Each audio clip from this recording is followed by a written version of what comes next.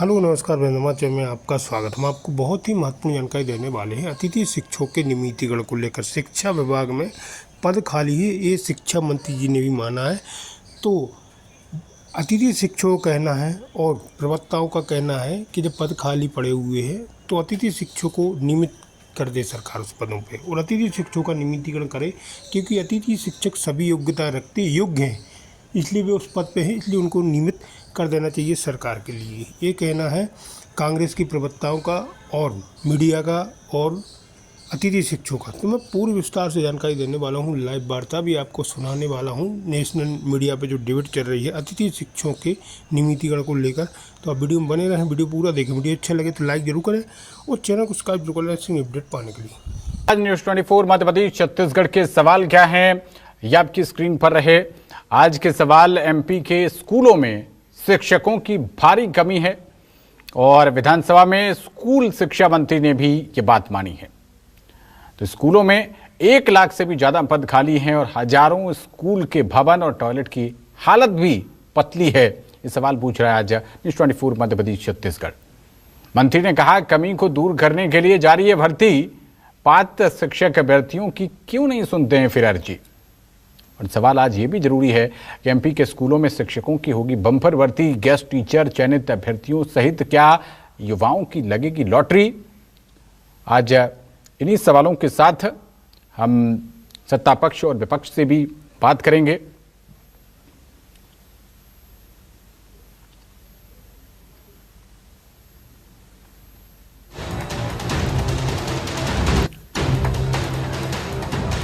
तो आइए चर्चा की शुरुआत करते हैं और हमारे साथ इस चर्चा में बेहद ही खास मेहमान जुड़ रहे हैं। आपका परिचय उनसे कराते हैं। हमारे साथ सत्ताधारी पार्टी बीजेपी के प्रवक्ता ब्रजगोपाल लोया जी जुड़ रहे हैं। हमारे साथ बेरोजगार संघ के अध्यक्ष दिनेश ठाकुर जी जुड़ रहे हैं और विपक्ष की ओर से कांग्रेस पार्टी का पक्ष रखने के लिए कांग्रेस पार्टी के प्रवक्ता राहुल राज जी जुड़ गए हैं और वरिष्ठ पत्रकार देशदीप सक्सेना जी जुड़ रहे हैं। आप सभी का बहुत स्वागत है न्यूज़ 24 मध्य प्रदेश छत्तीसगढ़ पर। आप सभी को मेरा नमस्कार। सबसे पहले ब्रजगोपाल लोया जी, आज आप कटघरे में हैं। शिक्षा मंत्री ने खुद ये बात स्वीकार कर ली है कि शिक्षकों की भारी कमी है, तो अब तक क्या इस इतने बड़े सच से रूबरू नहीं थे शिक्षा मंत्री? पवन जी, पहले तो मैं 2 शब्द आपने उपयोग किए हैं कि एक रूबरू नहीं थे, दूसरा शब्द आपने इस्तेमाल किया है कि हम कटघरे में। 2 बातें थोड़ी अलग अलग है। पहली बात तो मैं आपसे ये कह दूं कि यदि पद रिक्त ना होते तो वहां अतिथि शिक्षक क्यों काम कर रहे होते। मध्य प्रदेश में उन पदों की पूर्ति के विरुद्ध हमारे अतिथि शिक्षक काम कर रहे हैं। और एक बात और आपसे विनम्रता से कहना चाहता हूं, जो हमारे अतिथि शिक्षक हैं वो योग्यता में किसी से कमतर नहीं। दूसरी बात, जो आपने कहा कि माननीय शिक्षा मंत्री जी ने ये स्वीकार किया, देखिए अलग अलग सारी बातें हैं, शिक्षकों का अभाव नहीं है, मगर जो पद रिक्त हैं उनकी चर्चा माननीय मंत्री जी ने करी है। और इसमें एक बात और आपको ऐड ऑन करके बता दूं कि एक समय मध्य प्रदेश में जब हमारी सरकार नहीं थी तब ये नियम लागू किया गया था दिग्विजय सिंह जी की कांग्रेस की सरकार में कि जो पद पर से व्यक्ति रिटायर होगा उस पद को विलोपित कर दिया जाएगा। मगर हमने ये प्रक्रिया और ये जो परंपरा थी इसको समाप्त किया और उसे समाप्त करने के बाद हम उस पद को विलोपित नहीं करते हैं। दूसरी बात, ये कमी किस आधार पर है? ये कमी इस आधार पर है कि जो हमने तय किया है मानक कि हर स्कूल में न्यूनतम 2 शिक्षक होंगे, उसके कारण ये कमी दिखाई देती है। मगर आपको इस बात को भी स्वीकार करना पड़ेगा कि मध्य प्रदेश में जिस तरह सीएम राइज स्कूल का प्लान सरकार लेकर आई थी और 273 सीएम राइज के भवन पहले चरण में बन रहे हैं, 290 और स्वीकृत हैं।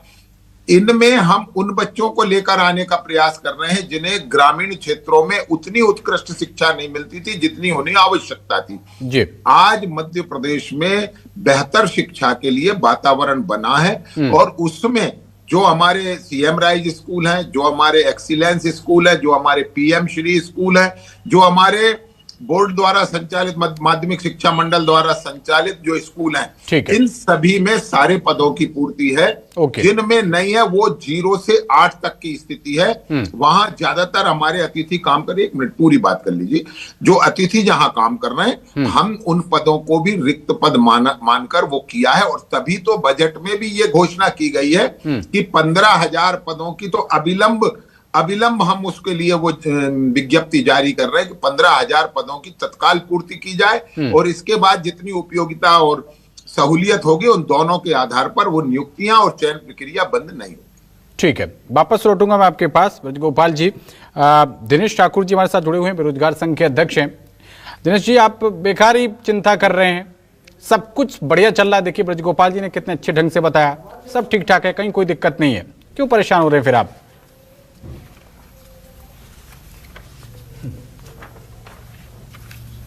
सर आपकी आवाज कटी, मतलब मैंने सुनाई नहीं दे पाया, आपने क्या बोला, फिर बोल सकते हैं एक बार? दिनेश जी, ब्रजगोपाल लोया जी ने अभी आंकड़े बताए, वो कह रहे हैं कि सब कुछ ठीक ठाक है, पद रिक्त नहीं है, गेस्ट टीचर्स उन रिक्तियों पर काम कर रहे हैं, कहीं कोई खामी नहीं है, सब कुछ दुरुस्त है, मौसम एकदम गुलाबी है, बाहर छाई हुई है मध्य प्रदेश में शिक्षा के क्षेत्र में। आप क्यों फिर यहाँ पर एक नीम चढ़ा करेला साबित हो रहे हैं? नहीं, जी सर, देखिए ऐसा नहीं है। एक्चुअली क्या है, जो हमारे स्टूडेंट्स ने अभी आपने उनके वक्तव्य सुने होंगे, सबने बता दिया है। इवन एक चीज बता दूं मैं आपको कि अभी एक डिंडोरी जिले की अगर बात करें तो वहां पर 150 स्कूलों 110 स्कूलों में 0 पद के लेकर अभी हाईकोर्ट ने पिछले वीक में ही एक जजमेंट दिया है।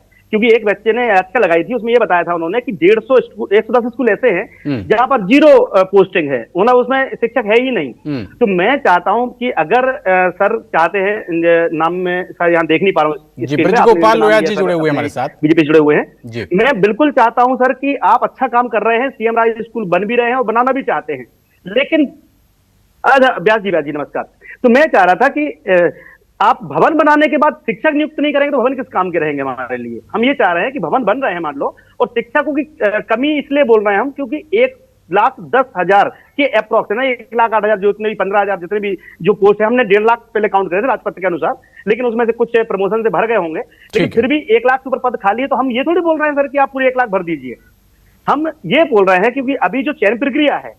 अच्छा सर, मेरा सवाल, आप ये सोच रहे होंगे सर कि ये हम डिबेट क्यों कर रहे हैं? इस पर कर रहे हैं कि भर्ती प्रक्रिया शुरू हुई थी सर 2022 में, 22, 23, 24, 25 वर्ग 2 की सर 4 साल हो गए, 26 शुरू हो चुका है। ठीक है, आज सर मैं भी एक कंडीशन में नहीं था, मैं हॉस्पिटल से डायरेक्ट अब लाइव हूं आपके लिए बात करने के लिए। मैं ये चाह रहा था कि अगर ये संज्ञान में आपने आज मुझे बुलाया है तो मैं इनके सामने बस इतनी बात रख दूं कि सर ये 4 साल की भर्ती प्रक्रिया है, इसलिए हम चाह रहे हैं कि इसी पद में जो बच्चे एलिजिबल हैं, जो बच्चे पात्रता परीक्षा और चयन परीक्षा दोनों पास कर चुके हैं, तो इसी भर्ती में उनको इंक्लूड कर लिया जाए। नहीं तो परीक्षा फिर से देंगे आप, एक भर्ती फिर से जुलाई अगस्त में करवा रहे हैं, हमें मालूम है, और आप उस भर्ती प्रक्रिया के माध्यम से नए स्टूडेंट भरेंगे, लेकिन वो कब भरेंगे सर? आप काउंट कर सकते हैं 26 से 30 में भरेंगे, यानी कि 4 साल बाद।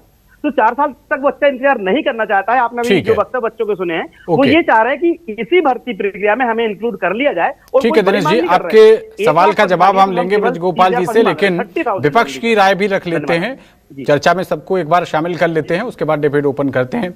राहुल राज जी, ये आपकी पार्टी के विधायक ने मुद्दा उठा दिया था, बिल्कुल समय खराब कर दिया, सब कुछ बढ़िया चल रहा है, कहीं कोई दिक्कत नहीं है। अभी ब्रजगोपाल लोया जी ने कितने अच्छे ढंग से बताया।